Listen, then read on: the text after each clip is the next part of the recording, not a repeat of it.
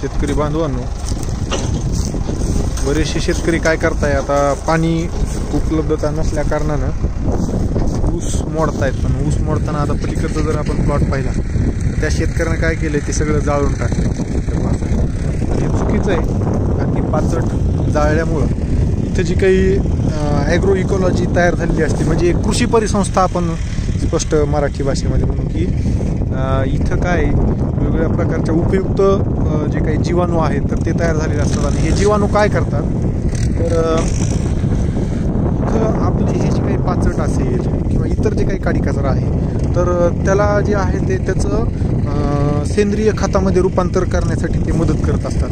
पण बरेच शेतकरी काय करताय, जसं आता इथं हा शेतकरी त्यांनी हे फुकून दिलं, तर हे जे काही पाचट जाळणं जे आहे तर ह्याच्यामुळं इथल्या कृषी परिसंस्थेला जो आहे ते तिथं बाधा येऊन इथले जे काही उपयुक्त जीवाणू जे आहेत तर ते पूर्ण मरून जातात. आणि ह्याच्यामुळं होतं आहे काय, आपण कितीही भारी समजा खत जरी टाकलं तर ते जमिनीला तिथं किंवा त्या पिकाला जे आहे ते लागू पडत नाही, कारण की तिथं जीवाणूंची कार्यक्षमता कमी झालेली असते.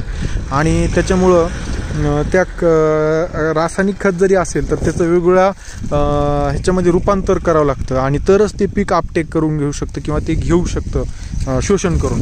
तर ह्याच्यासाठी काय, जरी तुम्ही समजा मोडणार जरी असाल तर हे पाचट जे आहे ते जाळू नका. आता इथं जे आहे ते हे देवळ्याचे शेतकरी आहेत, तर ह्यांनी काय केलेलं आहे, मशीननं ह्यांचा ऊस गेलेला आहे आणि हे पाचट पूर्ण रानात आहे. तर आता ह्या अशा पद्धतीने ह्यांनी काय ट्रॅक्टरच्या साहाय्यानं जे आहे तर रोटावेटर करताय आणि नंतर ह्याला जे आहे ते पलटी मारणार आहे. त्याच्यामुळं की व्यवस्थित एकतर हे पूर्णपणे मातीमध्ये जाईल आणि पूर्ण पलटी मारल्याच्या नंतर पूर्णपणे ते जे काही पाचट आहे तर ते खालच्या साईडला जाईल आणि ते जमिनीमध्ये पूर्णपणे कुजून जाईल. आणि ह्याच्यामुळं होणार काय की एवढ्या प्रचंड मोठ्या प्रमाणामध्ये इथं जे आहे ते हा सेंद्रिय पदार्थ गाडल्यामुळं तिथं सेंद्रिय कर्ब जे आहे ते भरपूर मोठ्या प्रमाणामध्ये तयार होणार आहे. जमिनीची जी काही पोरोसिटी म्हणजे वॉटर होल्डिंग कॅपॅसिटी, पाणी जलधारण क्षमता जी काय आपण म्हणतो तर ती वाढणार आहे.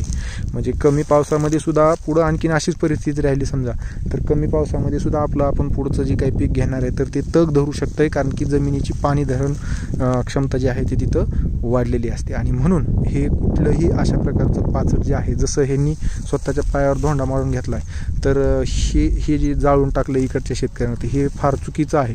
आपण सर्वांना विनंती राहील की अशा प्रकारे आपण पाचटाचं जे आहे ते व्यवस्थापन करावं, ते रोटा करून खोडक्या पूर्ण हे करून नंतर जे आहे ते आपण त्याचं जे आहे ते पलटी मारून ते जमिनी आड किंवा माती आड करावं आणि जी काही पुढची काम आहे ते करावे.